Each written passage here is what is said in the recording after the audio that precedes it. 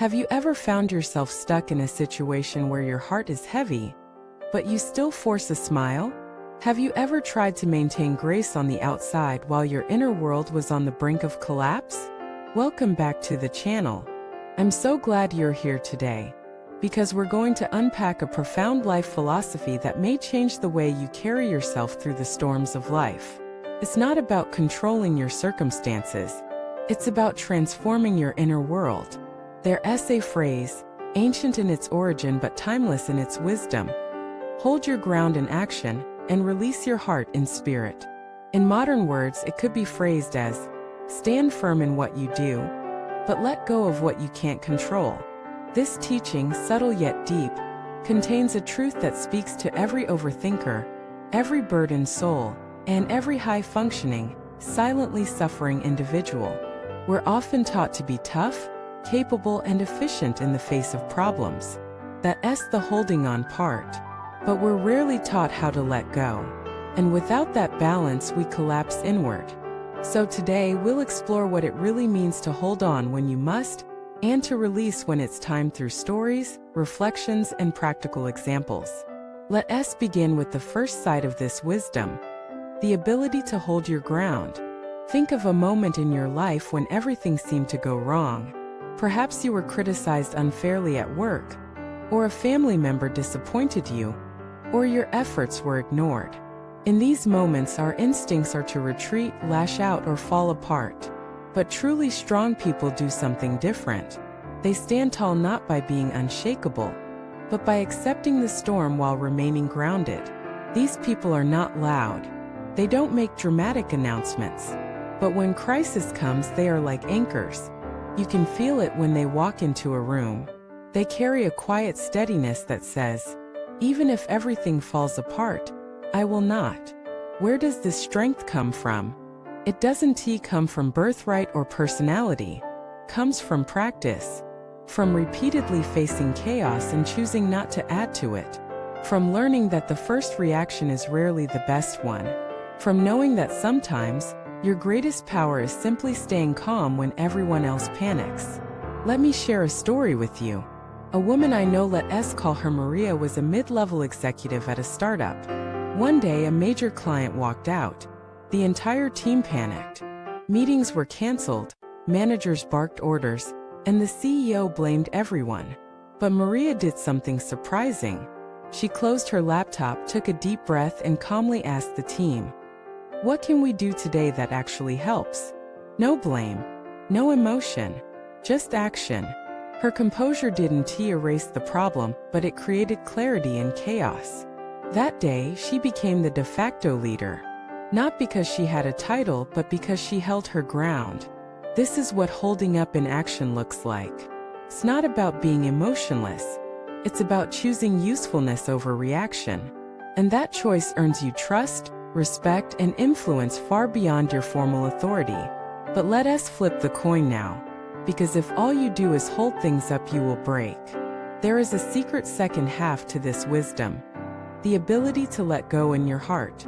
This is where most of us struggle. We handle pressure well, we keep the facade polished, but inside we're drowning. We replay hurtful words. We obsess over what went wrong. We carry grudges like bricks in our chest.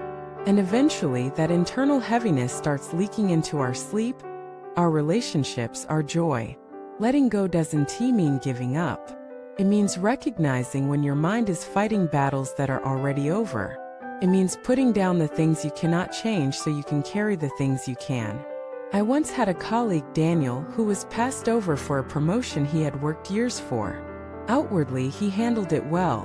Congratulated the one who got the role. Didn't show bitterness. But for months he deteriorated inside. He would talk about it constantly. Replay conversations, analyze every meeting. Eventually, it affected his work, and the next opportunity that came up, he wasn't even considered. Contrast that with another story, a teacher named Evelyn. She worked hard, yet her school closed due to funding cuts. She didn't pretend it didn't hurt. She grieved. She cried. But then she said that chapter is done. And she focused her energy on tutoring, mentoring, and writing. Within a year, She published her first book born from the ashes of what she thought was failure. Letting go is not weakness. It's strength in its purest form. It's the strength to admit, I've done my part. Now I return to peace. You see, holding on earns respect, but letting go earns peace. And life, dear friends, is too long to carry unprocessed pain, and too short to waste your joy on people or situations that were never meant to last. Think about how many sleepless nights you've spent over things you couldn't control. Think about the number of times you rehearsed an argument in your head that never came to pass. Think of the emotional rent you've paid to memories, to grudges, to wounds that were not yours to keep. There's a difference between remembering and reliving. The first brings wisdom. The second brings suffering. Strong people choose the first. And if you've ever admired someone's calmness, it's not because they were born with it. It's because they learned through pain that inner stillness is a superpower. There's a phrase I love. You are not obligated to attend every argument you're invited to. You are also not required to carry every burden that passes your way. Not everything needs your reaction. Not everyone deserves your explanation. Sometimes strength is silence. Sometimes love is distance. Sometimes dignity is walking away. So what does it look like to hold up in action and let go in spirit in real life? It means doing your job well and not taking office gossip home.